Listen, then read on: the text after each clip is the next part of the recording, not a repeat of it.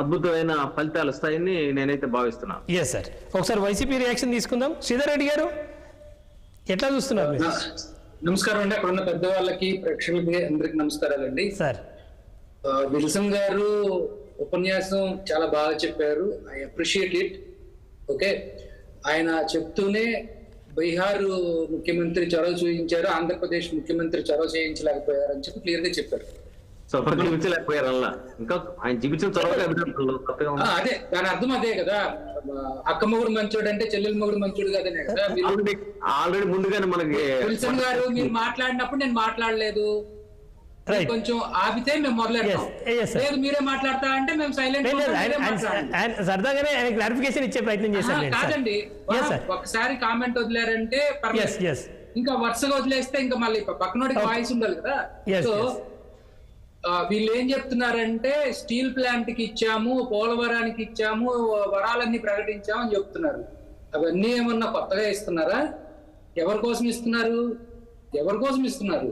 Steel plant, Polavaram అనేది మన హక్కు. వీళ్ళేమి ఊరికే ఇవ్వట్లేదు. పోలవరం అనేది హక్కుగా ఆంధ్రప్రదేశ్ డివైడ్ చేసి ఆ రోజున అధికారంలోకి రావడానికి చంద్రబాబు నాయుడు ఏ విధంగా అయితే ఆ గ్రామాలన్నీ ఆడిచ్చారో ఆ విధంగా వచ్చినటువంటి పోలవరానికి 10 సంవత్సరాలు దాటిపోయినా కానీ ఈ రోజు పూర్తి చేయలేదు. సిగ్గుపడాలా. ఇస్తున్నాం అంటారు, ఏంటి ఇచ్చేది? సో దీనికి ఖచ్చితంగా పోలవరం మీరేం మాకు ఊరికే ఇవ్వట్లేదు, అది హక్కు. That is number 1. నెంబర్ 2, మిగిలిన రాష్ట్రాలన్నిటికీ కూడా బీహార్ మనకంటే వెనకబడిన రాష్ట్రం అంటున్నారు, కానీ ఆంధ్రప్రదేశ్ మద్దతు లేకుండా కేంద్రంలో లేదు. మరి అదే బీహార్ కి అంత ఇంపార్టెన్స్ ఇచ్చినప్పుడు ఆంధ్రప్రదేశ్ కు ప్రత్యేక హోదా ఎందుకు ఇవ్వరండి? సో ఇక్కడ చంద్రబాబు నాయుడు గారి ఇప్పుడే చెప్పారు కదా, ఆయన దాన్ని తీసుకోవటంలో ఫెయిల్ అయ్యారు. It is very clear. మొన్న కూడా స్విట్జర్లాండ్ నుంచి వస్తూ నేను కేంద్ర మంత్రులందరినీ కలిశాను, విపరీతంగా బడ్జెట్లు పెట్టేశారు, అవి పెట్టారు అని చెప్తారు. అది కూడా లేకుండా నిన్నగాక మొన్న ప్రెస్ మీట్ పెట్టు 2029 నాటికి బుల్లెట్ ట్రైన్ వచ్చేస్తుందని చెప్తున్నారు. 10 సంవత్సరాల క్రితం గుజరాత్ కోసం మొదలు పెట్టినటువంటి బుల్లెట్ ట్రైన్ కి అతిగతి లేక అక్కడ పడి ఉంటే ఈ 4 సంవత్సరాల్లో కంప్లీట్ చేస్తాన్న బుల్లెట్ ట్రైన్ కి ₹1 ఇవ్వాల. తర్వాత విజయవాడ వైజాగ్ మెట్రో రైలుకి మా ఫ్లాగ్షిప్ ప్రోగ్రామ్స్ అని చెప్పి వీళ్ళు భజన చేశారు. ఈ రోజు వరకు 10 పైసలు కేటాయించాల. తర్వాత ఇక ఏదైతే పోలవరం గురించి మాట్లాడుతా ఉన్నారో, పోలవరానికి ఆల్రెడీ 12,000 కోట్ల రూపాయలు డబ్బులు ఇస్తామని చెప్పన్నారు. అందులో 2,500 కోట్లు ఇచ్చారు. బ్యాలెన్స్ 5,900 కోట్లు ఈ సంవత్సరం ఇస్తా అంటున్నారు. అంటే బ్యాలెన్స్ మొత్తం పూర్తిగా ఇవ్వాల్సిన 9,500 కోట్లు కూడా ఇవ్వట్లా. అంటే పోలవరం 2026 జూన్ నాటికి కూడా అవ్వట్లేదు. సో ఇది క్రిస్టల్ క్లియర్ ఇండికేషన్. తర్వాత ఇక మన కేంద్ర మంత్రి గారు మాట్లాడుతా గురజాడ గారి శ్లోకాన్ని మొదటగా మొదలెట్టారని చెప్పి ఘనంగా చెప్తున్నారు. అంటే తెలుగుదేశం వాళ్ళకి ఇష్టం వచ్చినప్పుడేమో మట్టి అంటే పవిత్రం అయిపోతుంది, లేకపోతేనేమో మా మొహాన్ని మట్టి కొట్టాడని చెప్పి మాట్లాడతారు. ఇదే చంద్రబాబు నాయుడు గారు 2015లో శంకుస్థాపన జరిగినప్పుడు పవిత్రమైన మట్టిని తీసుకొచ్చి మాకు ఇచ్చారు, చాలా ధన్యవాదాలు మోడీ గారు అని చెప్పారు. అదే విధంగా 2018లో ఆల్లీలు తన్నుకొని ముసుగులో గుద్దుకున్నప్పుడు మా మొహాన్ని మట్టి కొట్టాడని ఏరుస్తున్నారు. ఇవాళ గురజాడ గారి మహానుభావులు రాసిన ఒక నీతి వాక్యాన్ని తీసుకొచ్చి ఇవాళ మళ్ళీ గొప్పగా చెప్తున్నారు. అంటే హిస్టరీ ఈజ్ రిపీటింగ్. అంటే వీళ్ళు ప్రజల్ని ఏ విధంగా మోసం చేయాలి అనే దాన్ని మొదలు పెట్టారు.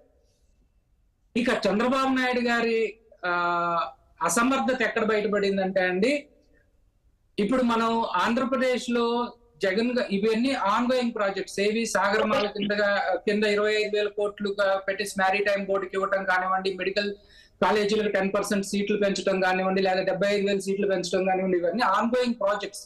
గవర్నమెంట్ ఆఫ్ ఇండియా మోడీ గారు 2014లో వచ్చినప్పుడు ప్రతి జిల్లాకి ఒక ప్రభుత్వ మెడికల్ కాలేజ్ ఉండాలి, దానికి అటాచ్డ్ హాస్పిటల్ ఉండాలి అనేది వాళ్ళు క్లియర్ కట్ పాలసీ తీసుకున్నారు.